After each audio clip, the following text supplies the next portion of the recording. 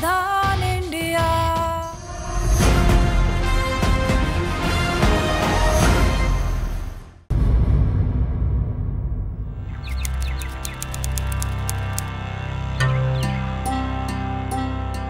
कालिंदी मैं हूं, डरो मत।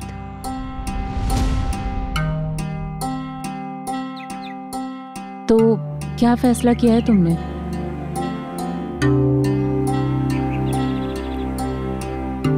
कि अब मैं किसी से नहीं डरूंगी। कालिंदी एक बार फिर सोच लो, क्योंकि जो तुम करना चाहती हो वो बिल्कुल भी आसान नहीं है।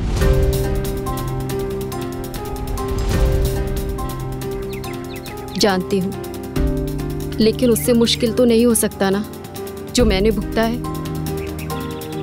मैं लड़ूंगी अपने हक के लिए, और इस लड़ाई में मैं तुम्हारे साथ हूँ।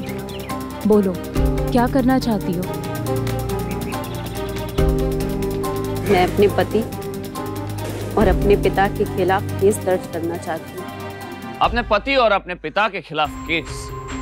एक जिसके नाम का सिंदूर औरत अपने मांग में भरती है, और एक जो उसका जन्मदाता होता है। तो ऐसा क्या हुआ था कालिंदी के साथ? क्या किया था उसके पति और उसके पिता ने जिससे कालिंदी को उनके खिलाफ केस दर्ज करने का फैसला लेना पड़ा?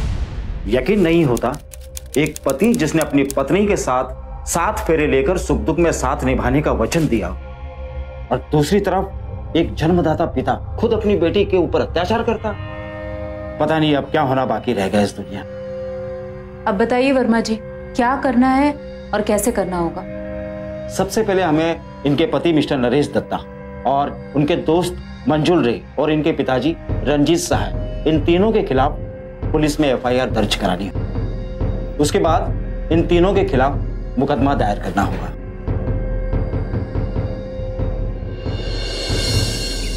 कालिंदी नरेश दत्ता। नरेश दत्ता, ये मशहूर उद्योगपति नरेश दत्ता ना?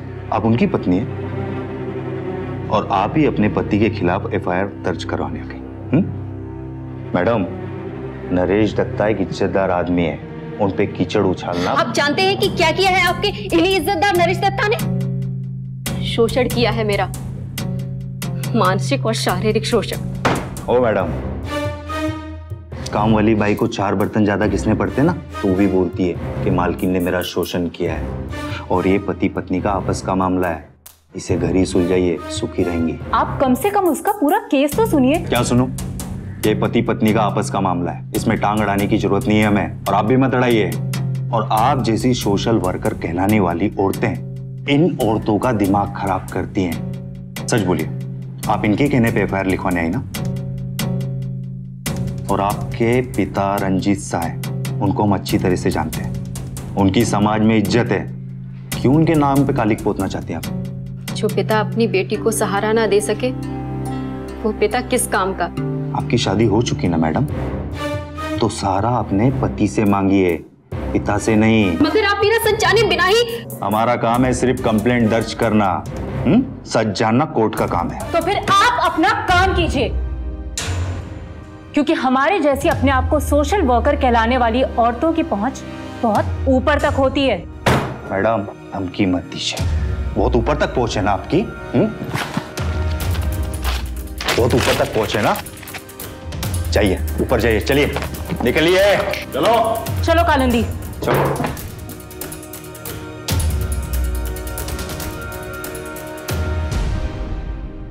थैंक यू सो मच जज साहब, आपके इतने बिजी शेड्यूल में से आपने हमारे लिए इतना वक्त निकाला।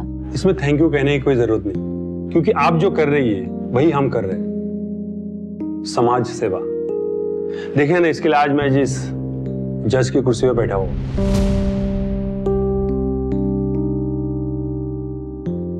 और आपके ऊपर बहुत जुल्म हुआ है। आप बिल्कुल चिंता मत कीजिए, क्योंकि अब मैं इस केस की सुनवाई खुद करूंगा। अच्छा, वो क्या नाम बताया थे उस इंस्पेक्टर का? दीपक शर्मा।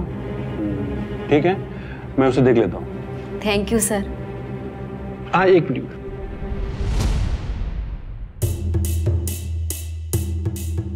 ये माँ दुर्गा है, इसे आप अपने पास हमेशा रखना, ये आपकी रक्षा करेगी। इतनी अमानुष परिस्थितियों में आपने जो हिम्मत दिखाई है, अगर आपकी जगह कोई और लड़की होती तो जुर्म सहते सहते मर जाती या फिर आत्महत्या कर लेती। आज कई सालों बाद ऐसा लग रहा है कि सब कुछ ठीक हो जाएगा। जरूर होगा। आज से आप अपनी लड़ाई में मुझे भी शामिल समझिए। सर, आपकी पत्नी कालिंदी ने आपके खिलाफ एफआईआर दर्ज करवाई है। मैंने अपनी तरफ से पूरी कोशिश की, लेकिन ऑर्डर ऊपर से आया। कालिंदी को जिंदा छोड़कर बहुत बड़ी गलती कर दी मैंने। उसे उसी वक्त मरवा देता ना तो ये मुसीबत ना झेलनी पड़ती। अब क्या होगा इंस्पेक्टर साहब? हॉर्न निकला है, पुलिस स्टेशन तो जाना ही पड़ेगा, और कोई चारा नहीं है। आप अभी अपने वकील को तुरंत फोन कीजिए और जमानत के पेपर के साथ उन्हें पुलिस स्टेशन आने बोलिए। जब तक हम लोग यहाँ से पुलिस स्टेशन पहुंचेंगे, आपका वकील भी वहां पहुंच जाएगा और उन पेपर्स पे मैं साइन करके आपको तुरंत रिहा कर दूंगा। मेरे खिलाफ केस फाइल करेगी। Now I will finish her. पर यह उतना आसान नहीं था जितना नरेश सोच रहा था। गिरधर मित्रा के एक फोन की वजह से नरेश की बेल नामंजूर कर दी गई और केस सीधे कोर्ट में पहुंच गया, गिरधर मित्रा के पास। सोनिका देवी और कालिंदी को अब यकीन हो गया कि इस बार कालिंदी को न्याय जरूर मिलेगा। इंस्पेक्टर नरेश दत्ता की जमानत करने ही वाला था कि ठीक उसी वक्त पर जज साहब मतलब गिरधर जी का फोन आ गया और सारा तख्ता ही पलट के रख दिया। अब नरेश दत्ता, उनके दोस्त मंजुल और आपके पिताजी तीनों के खिलाफ क्रिमिनल चार्जेस दायर किए गए हैं। इसी सिलसिले में कुछ पूछताछ करने के लिए उन्होंने आज शाम 5 बजे आपको घर पर बुलाया है। ठीक है sir, thank you.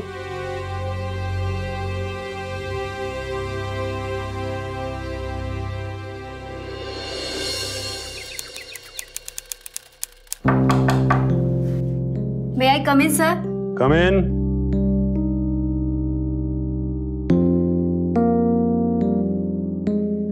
Good evening, sir. Good evening. अरे कालिंदी, आओ बैठो, मैं तुम्हारी फाइल चेक कर रहा था। सर, आपको जितनी भी बार थैंक्स बोलूं वो कम है। उस इंस्पेक्टर ने तो एफआईआर फाड़ दी थी। इनफैक्ट मुझे तो कोई उम्मीद ही नहीं थी, लेकिन आप मेरी मदद कर रहे हैं। तुम्हारी मदद करना तो मेरा फर्ज है। तुम्हारे पति नरेश दत्ता और मंजुल रॉय के खिलाफ ये केस मैंने तैयार किया है। इसे तुम एक बार देख लो, पढ़ लो और समझ लो। इसलिए मैंने तुम्हें यहाँ बुलाया था कि इसमें कुछ कमी ना रह जाए, ताकि उन दोनों को कड़ी से कड़ी सजा दिला सको। देखो, तुमसे एक जरूरी बातें करनी है, अकेले में अगर। तुम नीचे जाकर रुको।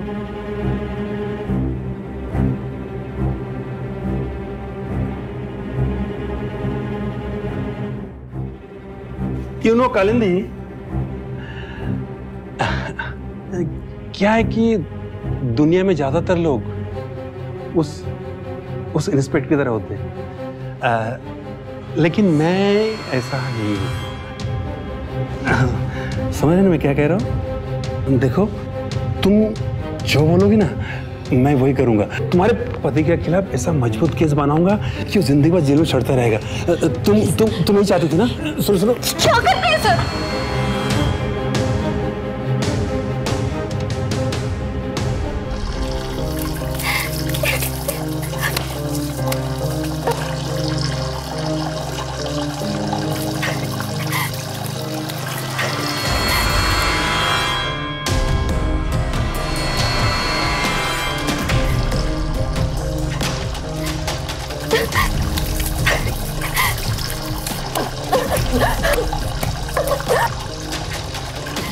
कालिंदी का विश्वास चकनाचूर हो गया। जिसने आशीर्वाद के रूप में उसे माता की तस्वीर देकर उसके मन को तसल्ली दी थी, उसी ने इतनी घिनौनी हरकत की। कालिंदी बिल्कुल टूट सी गई थी। इस घटना का उसे ऐसा सदमा लगा कि किसी को भी अपने आसपास देखकर वो डरने लगी, हर एक को शक की नजर से देखने लगी। कालिंदी, कालिंदी, दरवाजा खोलो।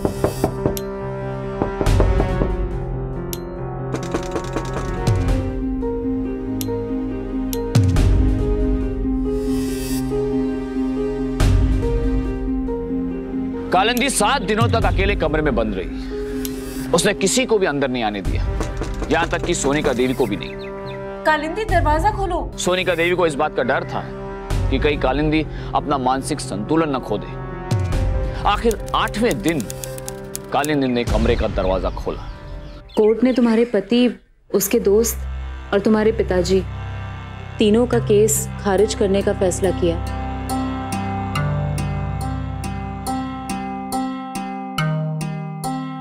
कोर्ट चाहे जो फैसला ले, पर मैं हार नहीं मानूंगी। अपने आत्मसम्मान के लिए मैं लड़ूंगी, गिरधर मित्रा से नहीं बल्कि पूरे सिस्टम से। मेरे जीने का हक छीनने का अधिकार किसी को नहीं है, न नरेश को, न पापा को और न गिरधर मित्रा को। चाहे मेरी जान भी चली जाए, पर फिर भी मैं सबको सजा दिलवा के रहूंगी। मुझे गिरधर मित्रा के खिलाफ FIR दर्ज करानी है। कोई फायदा नहीं होगा कालिंदी। तुम्हारे पिता और पति के खिलाफ उन्होंने आसानी से FIR दर्ज नहीं करवाई थी। फिर तुम्हें क्या लगता है कि वो लोग गिरधर मित्रा के खिलाफ जाने की हिम्मत भी करेंगे? पर मैं ऐसे हाथ पर हाथ धरे नहीं बैठ सकती ना। कोई ना कोई तो रास्ता निकालना ही होगा। एक रास्ता है।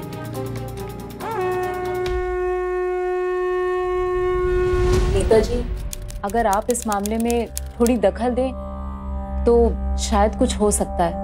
आज एक जरूरी प्रेस कॉन्फ्रेंस है, बड़ा मसला है, वो हो जाए तो फिर। Thank you Netaji. अब ये सर, ये मेरा स्टेटमेंट है गिरधर मित्रा के खिलाफ। देखिए, गिरधर मित्रा मेरा आदमी है। पार्टी अगले इलेक्शन में उसे टिकट देने के लिए सोच रही है। अगर गिरधर मित्रा पर इस तरह के इल्जाम लगेंगे तो हमारी पार्टी की क्या साख रह जाएगी भाई? लेकिन ये इल्जाम नहीं है नेताजी। गिरधर मित्रा ने सचमुच आए दिन ऐसे हादसे होते रहते हैं, रोज हम पेपर में पढ़ते हैं। गिरधर मित्रा एक इज्जतदार जज है, और कौन विश्वास करेगा आपकी बात पर? उल्टा आपकी खुद की ही बदनामी होगी। मेरी मानिए तो इनसे कहिए कि कॉम्प्रोमाइज करें। गिरधर मित्रा से कह के इनके पति का जो केस है ना, दोबारा खोलने का ऑर्डर दे देता हूं मैं।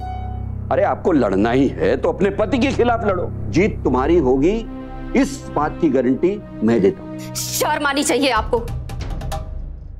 नेता हैं आप इस देश के, आपको अपने बारे में नहीं, इस देश के हित के बारे में सोचने के लिए इस कुर्सी पर बिठाया गया है। लेकिन जो इंसान एक औरत की अस्मिता का सम्मान नहीं कर सकता, वो नेता हो ही नहीं सकता। तमीज से बात करना सीखो तुम। अगर आपकी बहन बेटी के साथ ऐसा हुआ होता, तब भी आप उन्हें ऐसे ही कंप्रोमाइज करने के लिए कहते?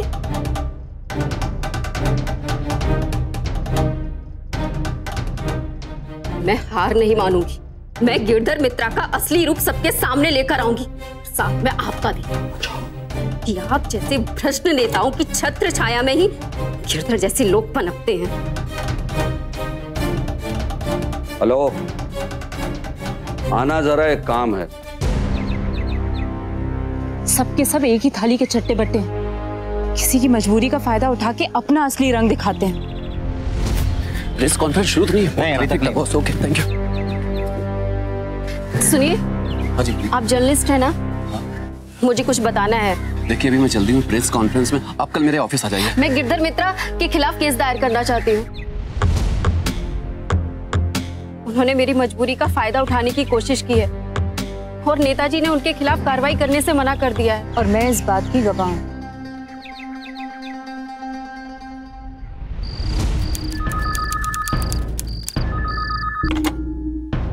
हेलो, हाँ नेताजी बोलिए, क्या खबर है? नमस्कार।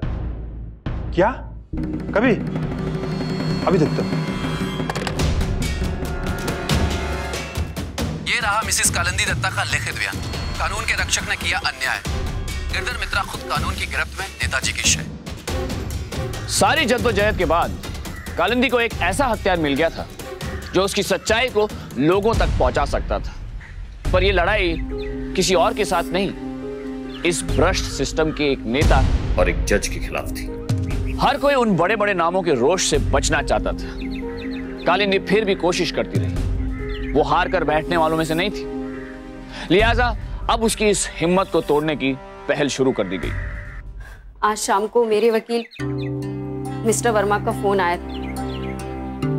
कह रहे थे कि वो मेरा केस नहीं लड़ सकते हैं। ये तो होना ही था। गिरधर मित्रा और नेता जैसे असामियों के नाम अब आपकी लड़ाई से चुक चुके, अब ये खबर बन चुकी। और मैं चाहता हूं कि आप अपनी कहानी लोगों को खुद सुनाएं, टीवी पर लाइव। अब आशा,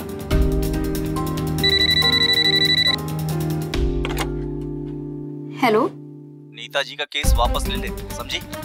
कौन बोल रहा है? हिम्मत है तो बोलो ना, कौन बोल रहा है? जितना बोला उतना कर, समझी ना? क्या? मैं ऐसी धमकियों से डरकर चुप रहने वाली नहीं हूँ। जो मुझे करना होगा वो मैं करके रहूंगी। आई बात तुम्हें समझ में? समझे तुम? हेलो, अब और वक्त गवाना खतरे से खाली नहीं। ये लोग कुछ भी कर सकते हैं। बताइए, ऐसा क्या हुआ था आपके साथ जो इतनी बड़ी जंग आपको अकेले ही लड़नी पड़ रही? बात 2 साल पहले की है, जब मेरी बहन घर से भाग गई थी। नाक कटा दिया लड़की ने। सहाय खानदान की बड़ी लड़की किसी लड़के के प्यार में से फंस के भाग गई। अरे तू क्या ले लो, न जाने किस हाल में होगी मेरी बहन। मर गई होगी तो भी अच्छा है। हमारे मुंह पर काली पोत के वो कभी खुश नहीं रह सकती, कभी नहीं। तो बस एक ही रास्ता है कि जितना हो सके जल्दी से जल्दी कालिंदी को अच्छे से अच्छा लड़का और अच्छा घर देके इसकी शादी कर दो। तभी लोग ये मनहूस खबर को भूलेंगे और सहाय खानदान का नाम फिर से इज्जत से लेंगे। पर पापा, जो दीदी ने किया है उसकी सजा मुझे क्यों? पहले मुझे अपनी पढ़ाई पूरी करनी है। मैंने जो एक बार कह दिया बस, उस पर मैं कोई बहस नहीं करना चाहता। तुम्हारी शादी होगी और तुम चुपचाप मंडप में बैठोगी। इसी में हम सबकी भलाई है, सबकी खुशी है। अच्छा लड़का और अच्छा घर देकर हम तुम्हारी शादी करवाएंगे। जी, हम तो यही चाहते हैं कि हमारी लड़की की शादी बस जल्द से जल्द हो जाए।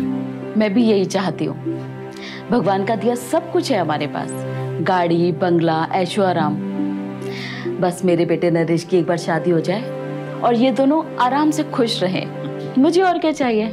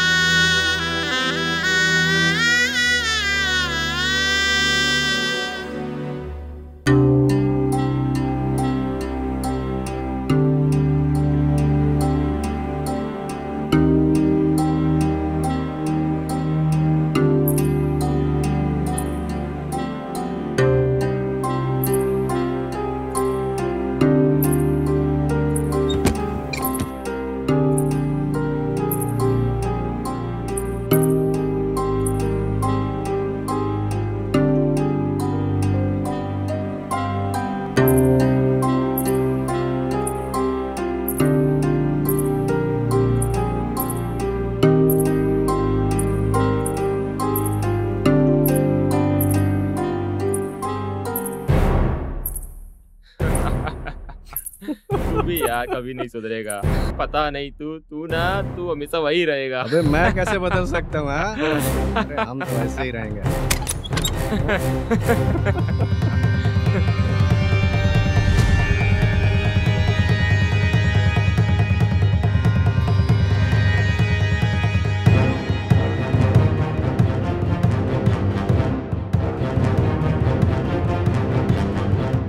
बैठो।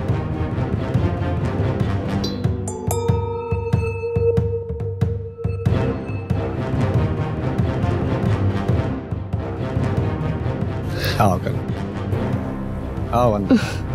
अरे आ जाओ, दोस्त है हमारा ये। आओ आओ, बैठो बैठो। अरे पास बैठो। कैसी है बताओ भाई? अरे अरे अरे कालिंदी, अरे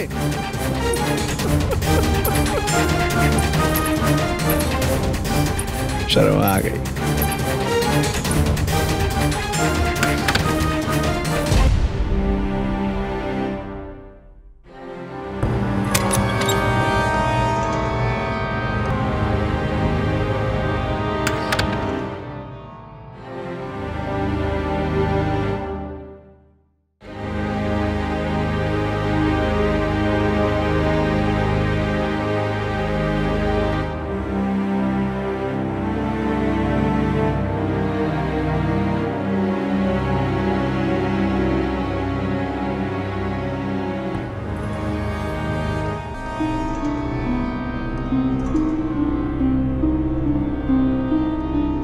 क्या हुआ है?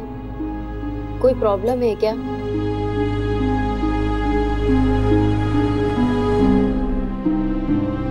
ना तो आप मुझसे ठीक से बात करते हैं ना, ऐसा लग रहा है जैसे आप हनीमून पर आकर मुझे अवॉइड कर रहे हैं। मुझे तो ऐसा फील होता है कि हमारी शादी ही नहीं हुई है।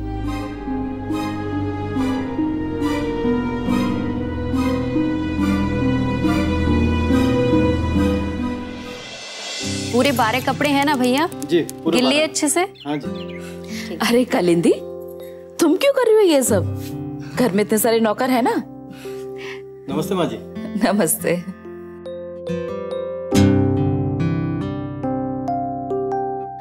बेटा, तुमने तो एक ही महीने में इस घर का सारा काम संभाल लिया। मेरे लिए तो अब इस घर में कुछ करने को रह ही नहीं गया।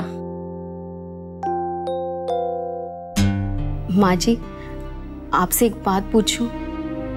हाँ बोलो बेटा। शादी से पहले उन्हें कोई और पसंद थी क्या? नहीं तो, इसने तो आज तक लड़कियों से बात तक नहीं की। दोस्ती तो बहुत दूर की बात है। तो क्या उन्हें मुझसे शादी नहीं करनी थी? सुहाग रात पर वो, मेरा मतलब है उनका बर्ताव बहुत अजीब था, और जब हनीमून पर गए तब भी ऐसा लग रहा था जैसे वो मेरे साथ एक कमरे में रहना ही नहीं चाहते थे, जैसे किसी ने जबरदस्ती उन्हें मेरे साथ बांध दिया हो।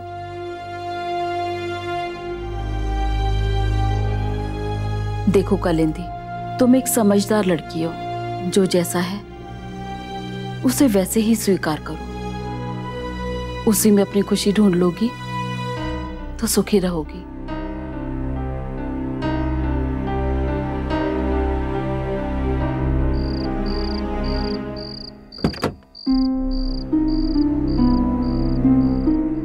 दरवाजा खटखटा कर नहीं आ सकती तू? अपने और अपने पति के कमरे में आते हुए दरवाजा खटखटाने की क्या जरूरत है? कहाँ जा रहे हैं आप? दोस्तों के साथ पार्टी में। कौन है वो? क्या? आप अच्छी तरह से जानते हैं कि मैं किसके बारे में पूछ रही हूँ, जिससे आप प्यार करते हैं। आज मैं आपको बिना जवाब दिए हुए नहीं जाने दूंगी। जिस दिन से शादी हुई है उस दिन से आपने मुझसे ठीक से बात तक नहीं की। बात करना तो दूर, मेरी तरफ देखा भी नहीं। क्यों अवॉइड कर रहे हैं आप मुझे? बस कर अभी।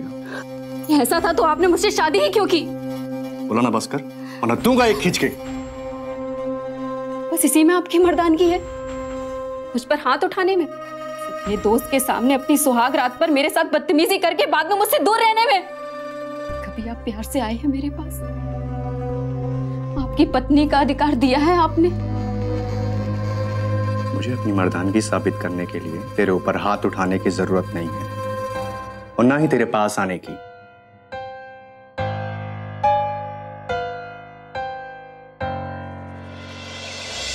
अपने वहम को ज्यादा हवा मत दो कालिंदी, खुद ही दुखी हो जाओगे। ये वहम नहीं है माँ, मैं रह रही हूँ नरेश के साथ, उसे देख रही हूँ, महसूस कर रही हूँ। ऐसा लगता है जैसे वो जानबूझकर मुझसे दूर रह रहे हैं। इसीलिए बार बार मेरे मन में यही ख्याल आ रहा है कि उनका जरूर किसी के साथ अफेयर चल रहा है। माँ, हो सकता है नरेश शांत स्वभाव के हो, किसी से ज्यादा घुलना मिलना उन्हें पसंद ना हो कालिंदी, इसलिए इस नए रिश्ते में जुड़ने में उसे थोड़ा वक्त लग रहा है। कालिंदी, ज्यादा जल्दबाजी मत किया करो, देखना सब धीरे धीरे ठीक हो जाएगा। अब बाकी सब घर में ठीक तो है ना? हाँ माँ, बाकी सब अच्छा है। माँ भी बहुत अच्छी है, नौकर चाकर सारे। तो बस नरेश के साथ भी देखना सब धीरे धीरे ठीक हो जाएगा। कालिंदी, अपने पति के साथ इस तरह बात मत किया करो, वो मर्द है, उसका ईगो बहुत बड़ा है।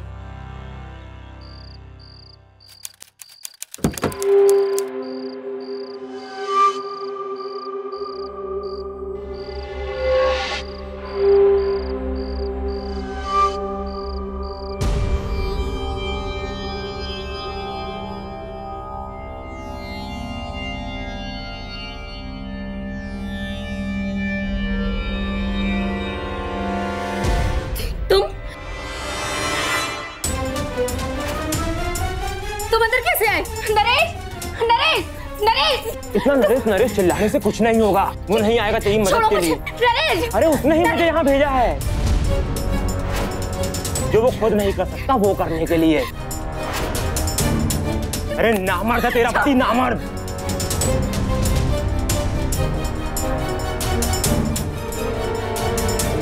पति को परमेश्वर का दर्जा देने वाली एक पत्नी के सामने उसका देवता दानव बन जाए तो ऐसे हालात दिल और दिमाग को भीतर तक झकझोर देते हैं। कुछ ऐसा ही कालिंदी के साथ भी हुआ। वो पूरी तरह से टूट चुकी थी और उसने उसी रात नरेश का घर छोड़ दिया और वो अपने पिता के घर आ गई, अपने मायके, इस उम्मीद के साथ कि उसे अपने घर से सहारा मिलेगा। उसने सारी सच्चाई अपने माँ बाप को बताई, लेकिन नरेश इतनी आसानी से कालिंदी को बख्शने वाला नहीं था। अपने ऐब को पूरी दुनिया के सामने बेपर्दा होने से बचाने के लिए वो कुछ भी कर सकता था, इसलिए वो कालिंदी के मायके पहुंचा। धोखा दिया आपने हमें, जिंदगी बर्बाद कर दी मेरी बेटी की। अपना ऐब छुपाने के लिए अपने दोस्त के साथ अपनी पत्नी को, अरे शर्म नहीं आई आपको? अरे माताजी ऐसा कुछ नहीं हुआ है, झूठ बोल रही है ये। सच तो ये है कि इस शादी से कभी खुशी नहीं थी और इसीलिए हमारे बीच में आज तक पति पत्नी का संबंध भी नहीं बन पाया। झूठ बोल रहे हैं ये। मैं झूठ बोल रहा हूं? मैंने तुझसे क्या कहा था? मुझे मेरा वारिस चाहिए, तूने मना कर दिया था ना? बोल। आप कुछ बोलते क्यों नहीं? पिताजी, अगर आप समझदार हैं तो अपनी बेटी की बातें मत आइए। वैसे भी हमारा घरेलू मामला है अभी। सच तो यह है कि कालिंदी को आप लोगों को इसमें दखलंदाजी करने को कहना ही नहीं चाहिए था, और आप लोगों को भी ऐसा नहीं करना चाहिए। यकीन करिए, अगर फिर भी आपको लगता है कि मेरी वजह से आपकी बेटी की जिंदगी बर्बाद हो रही है तो आप खुशी से इसे अपने साथ रख सकते हैं।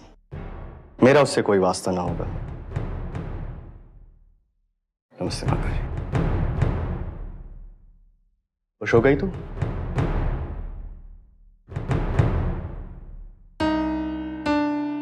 पापा, पापा नरेश सब झूठ बोल रहे थे। मैं उस घर में वापस नहीं जाऊंगी। तो इसीलिए तुम उस शादी से छुटकारा पाने का बहाना ढूंढ रही हो? पापा, नरेश ने खुद अपने दोस्त को मेरे पास भेजा ना वारिस पाने, ताकि उनकी ये असलियत दुनिया के सामने कभी ना आए। और आप सबको ये सब बहाना लग रहा है। हो सकता है कि तुम जो कह रही हो वो सही हो, लेकिन नरेश ने जो कहा वो तो सही ही है। हम सब जानते हैं, तुमने खुद अपने मुंह से कबूल किया है कि तुम ये शादी नहीं करना चाहती थी, इसलिए तुमने आज तक नरेश को स्वीकार नहीं किया है और अपना घर छोड़कर यहां आ गई हो।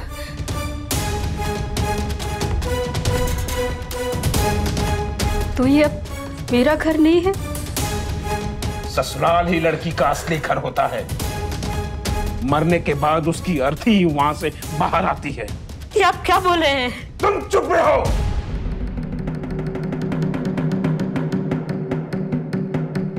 अब तुम कान खोल के सुन लो। जैसा भी है, भला है बुरा है, नरेश दत्ता ही तुम्हारा पति है और तुम नरेश दत्ता की पत्नी हो। तुम इसे जितना जल्दी स्वीकार कर लो तुम्हारे लिए बेहतर होगा। मैं सब कुछ स्वीकार कर सकती हूँ पापा, लेकिन अपने चरित्र पर आँच नहीं आने दे सकती हूँ।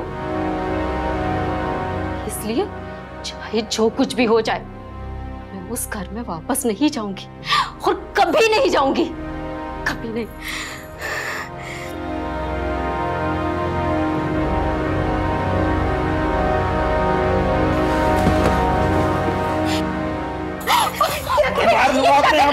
मुझे मेरा नाम, मेरी इज्जत, अपनी जान से ज्यादा प्यार है। छोड़ दीजिए, बेटी ने मुंह पे कालिख लगाया, अब दूसरे की वजह से मैं फिर से बता पाऊं। मैं मार दूंगा अपने आप को। प्लीज छोड़ दीजिए। आप जो चाहते हैं मैं वही करूंगी। आप ये चाहते हैं ना कि मैं वापस घर चली जाऊं? मैं जाऊंगी और वही रहूंगी। नरेश से माफी भी मांग लूंगी, लेकिन प्लीज आप ऐसा मत कीजिए। कालिंदी के पिता ने अपने जान की दुहाई देकर कालिंदी को वापस अपने ससुराल भेज दिया।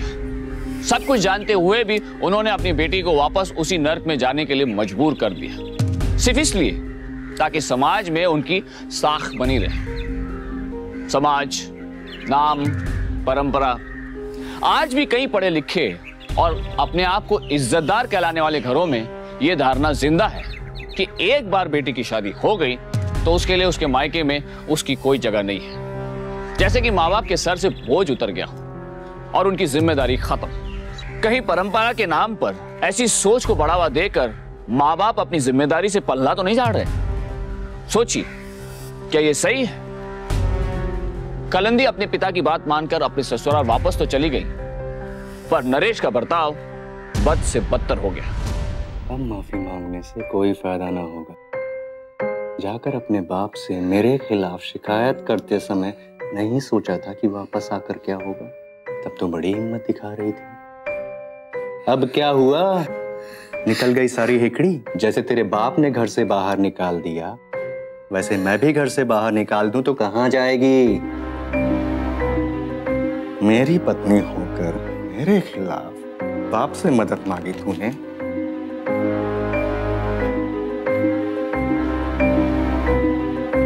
प्लीज, मुझे माफ कर दीजिए प्लीज। और चाहिएगा तो और मांग लीजिएगा, पर कालिंदी को उसे उसका नाम तक याद नहीं रहना चाहिए। कालिंदी ने अब तक जो सहा, जितना सहा वो आपने देखा, पर उसके जीवन में अब भी बहुत सहना बाकी था। पर अगर आप ऐसा सोच रहे हैं कि इतने जुल्म सहने के बाद अब तो कालिंदी को इस नर्क से छुटकारा मिल जाएगा, तो ऐसा नहीं है। नरेश ने कालिंदी के साथ जो कुछ भी किया वो हम अपने दुश्मन के लिए भी नहीं सोच सकते। पर कहते हैं ना, दुनिया में हर तरह के लोग होते हैं, कुछ बुरे तो कुछ अच्छे भी। ऐसी ही थी वो नर्स जिसने कालिंदी की दशा देखकर उसकी मदद करने की कोशिश की।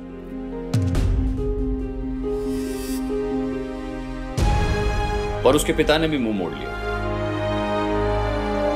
उसके पिता के जाने के बाद उसी नर्स ने नारी निकेतन की सोनिका देवी को फोन किया, जिन्होंने कालिंदी की हालत देखकर उसे हॉस्पिटल से निकालकर अपने आश्रम में शरण दी। नरेश की कमजोरी को अपनी तकदीर समझकर स्वीकार करने का फैसला भी किया था, पर अपने पति के सिवाय किसी गैर मर्द के साथ।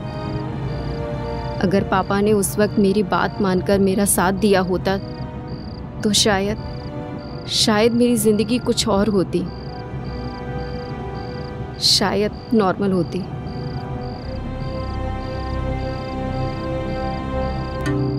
Heads up to you. इतना सब कुछ सहकर भी आपने हिम्मत नहीं हारी। मेरी हिम्मत ही तो मेरी अपनी है, बाकी सब तो खो ही चुकी हूँ।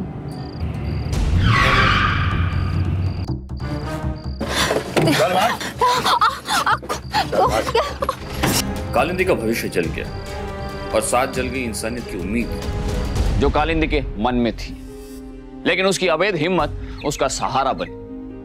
गुंडों के वहशत ने जैसे कालिंदी के हौसले और बढ़ा दिए। उसके मन पर इतने घाव थे कि शायद शरीर के घावों का सोग मनाना अब उसे मंजूर नहीं था। उसने माननीय प्रधानमंत्री के नाम खत लिखा और मंत्री जी खुद अपने निवास स्थान पर कालिंदी दत्ता से मिलकर इस मामले के जांच के आदेश देंगे। प्रधानमंत्री जी ने कालिंदी से जैसा कहा था उन्होंने वैसा ही कर दिखाया। वो कालिंदी से मिले और उन्होंने उससे पूरा ब्यौरा लिया। फिर शुरू हुई संवैधानिक प्रक्रिया। इंपीचमेंट के जरिए दोनों सदनों में 2/3 बहुमतों से गिरधर मित्रा पर महाभियोग चलाया गया और फिर राष्ट्रपति की आखिरी मोहर ने गिरधर मित्रा को अपनी न्यायाधीश की कुर्सी से हटा दिया और उन पर मुकदमा दायर किया गया। पुलिस को शो कॉज नोटिस जारी किया गया और इंस्पेक्टर सूरजबान के खिलाफ केस दायर करके उन्हें सस्पेंड किया गया। और नेताजी पर कुर्सी छोड़ने की नौबत आ गई। उनको प्रधानमंत्री जी से चेतावनी मिली थी और जिन 3 गुंडों ने कालिंदी और देव पर हमला किया था उनमें से 2 को हिरासत में ले लिया गया है। तीसरा अभी भी फरार है, जिसकी खोज आज भी जारी है। लेकिन इस केस के असली मुजरिम थे कालिंदी के पति नरेश दत्ता और उसके पिता श्री रंजीत साहे, जिनका न्याय होना अभी भी बाकी था। मुबारक हो कालिंदी जी, अब आप एक मिसाल बन चुकी हैं। थैंक यू सर, पर इन लोगों की मदद के बिना कुछ भी संभव नहीं हो पाता। अब आप क्या करना चाहते हैं? अब सबसे पहले मैं अपनी पढ़ाई पूरी करूंगी, डिग्री लूंगी, क्योंकि मेरी तरह दुनिया में कई ऐसे लोग हैं जिन्होंने अपना सब कुछ खो दिया है। मैं उनकी मदद करूंगी। कालिंदी ने जैसा कहा वैसा ही किया। उसने अपनी पढ़ाई ऑनर्स के साथ पूरी की। कालिंदी दत्ता का यह केस नारी की शक्ति, उनके आत्मसम्मान का केस है, एक सीख है। जुल्म को मत सहो, अन्याय के खिलाफ लड़ो। आज कालिंदी अपनी जैसी कई पीड़ित और शोषित महिलाओं की मदद कर रही है, उनकी हिम्मत बनी हुई है। कालिंदी जैसे लोग हमें जीने के सही मायने सिखाते। सावधान इंडिया का कालिंदी दत्ता को सलाम। अब मुझे दीजिए इजाजत, फिर होगी आपसे मुलाकात। तब तक सावधान इंडिया, इंडिया फाइट्स बैक। तो सावधान